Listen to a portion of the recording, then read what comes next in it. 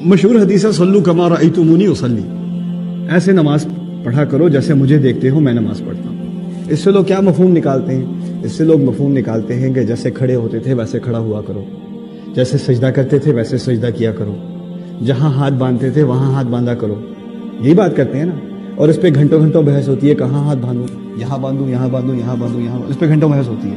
دیکھو جب رسول صلی اللہ علیہ وسلم نے کہا جیسے میں نماز پڑھتا ہوں ویسے پڑھا کرو، کبھی سوچا صحابہ کے ہاں اختلاف تھا کہاں ہاتھ رکھیں؟ صحابہ کے ہاں اس بات پہ اختلاف تھا، کبھی سوچا ہے کیوں اختلاف تھا؟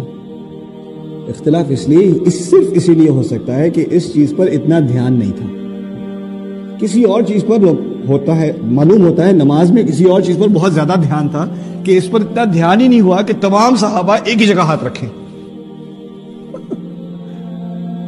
تو دماغ کہاں تھا ان کا؟ اصل مقصد نماز کا کیا ہے؟ انسان اللہ تعالیٰ کے ساتھ دل لگائے، دنیا کو بھول جائے، جو کلام سنایا جا رہا ہے اللہ تعالیٰ کی طرف سے اس کی دنیا میں گم جائے، یہ مقصد ہے۔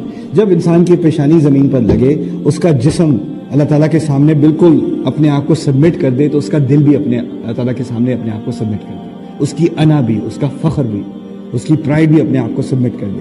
یہ رسول صلی اللہ علیہ وسلم کی نماز ہے۔ ہمیں کس چیز سے واسطہ ہے؟ ہاتھ یہاں ہونے چاہیے کہ یہاں ہونے چاہیے کہ یہاں ہونے چاہیے؟ ان چیزوں کی اہمیت ہے، لیکن اگر صحابہ سے پوچھو گے نا تو کسی اور چیز کی بہت زیادہ اہمیت ہے۔ ہمیں اصل میں دین کا ڈھانچہ رہ گیا ہے، اس کی روح نکل گئی ہے۔ قرآن کا مقصد ہے، اگر قرآن کا مطالعہ کرو گے تو روح نہیں نکلے گی دین کی، اور اگر روح نکل جائے اور تم صرف ڈھانچے پر ہی بحث کرتے رہو تو یہی فساد ہے۔ اصل فساد یہ ہے۔ میں یہ نہیں کہتا کہ نماز ٹھیک سے پڑھنا، قبلے کی طرف رخ کرنا، کتنی رکعتیں پڑھنا، کیسے بیٹھنا، کیسے سجدہ کرنا، کیسے کھڑا ہونا، یہ اہم نہیں، بہت اہم ہے، بہت اہم ہے، لیکن اس سے کہیں اہم کیا ہے؟ اصل مقصد نماز کا۔ اگر ہم اپنے بچوں کو ریز کر رہے ہیں، ٹھیک سے نماز پڑھنا سکھاتے ہیں، ہم کہتے ہیں ٹھیک سے نماز پڑھنا سکھا رہا ہوں، میں تو کہتا ہوں کسی نے بھی ٹھیک سے نماز پڑھنا کبھی سکھایا ہی نہیں، جہاں تک میرا علم ہے۔ ٹھیک سے نماز پڑھنا سکھاتے ہیں، کیا مطلب ہے آپ کا ٹھیک سے نماز پڑھنا سکھاتے ہیں؟ وضو کرنا سکھایا ہے، قبلے کی طرف منہ کرنا سکھایا ہے، اردو میں نیت کرنا سکھایا ہے، نیت کرتا ہوں 4 رکعت نماز قبلے کی طرف عربی میں کھڑا ہوا 4:35 پر، یہ سکھائی ہے آپ نے نماز؟ اور کون سی دعائیں آپ نے رٹنی ہیں وہ سکھائی ہیں۔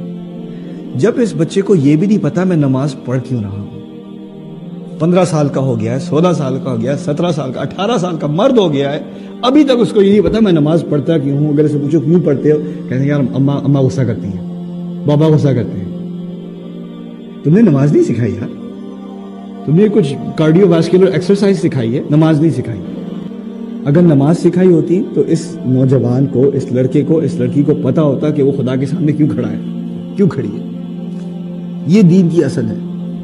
اس کے علاوہ اور چیزوں پہ سارا زور، اور جو اثر ہے آخری جو فساد ہے میں آپ کے سامنے رکھ دوں، کیا فساد ہے؟ ہمارے ہاں کلچر میں بچوں کو ایک دفعہ قرآن ضرور ختم کرانا چاہیے، قرآن کا ختم کرانا چاہیے۔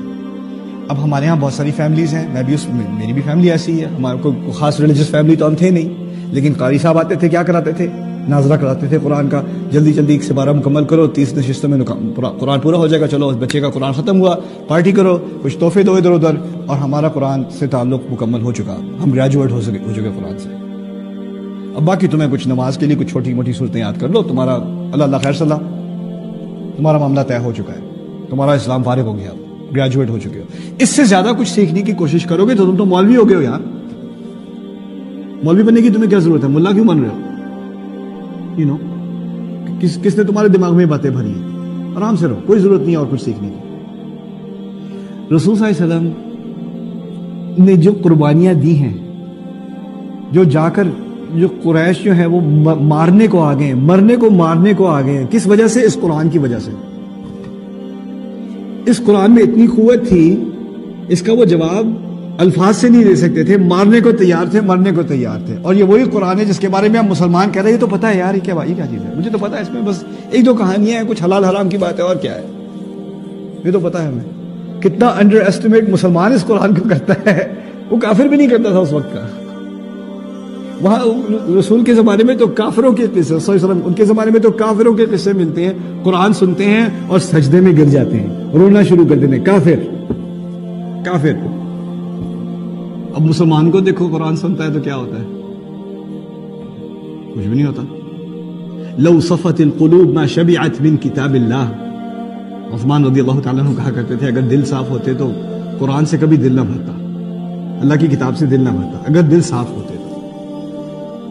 یہ میں یہ سب باتیں اکٹھی اس لیے کر رہا ہوں کہ قرآن کے مطالعے کا اصل مقصد علم نہیں ہے، قرآن کے مطالعے کا اصل مقصد ہے اس امت کی جو ایک جسم رہ گیا اور روح نکل چکی ہے، اس روح کو دوبارہ واپس ڈالنے کے لیے روحا من امرنا، اس قرآن کے الفاظ میں سے، اس کے ناموں میں سے ہے، یہ ایک روح ہے اللہ تعالیٰ کی طرف سے۔ اس امت میں دوبارہ روح ڈالنی ہے تو قرآن کو دوبارہ انٹروڈیوس کرانا پڑے گا، قرآن کو دوبارہ ٹائم دینا پڑے گا، اس کو دوبارہ پرائیورٹی دینی پڑے گی۔ جب تک وہ نہیں دو گے کچھ نہیں ہونا، کچھ بھی نہیں ہونا۔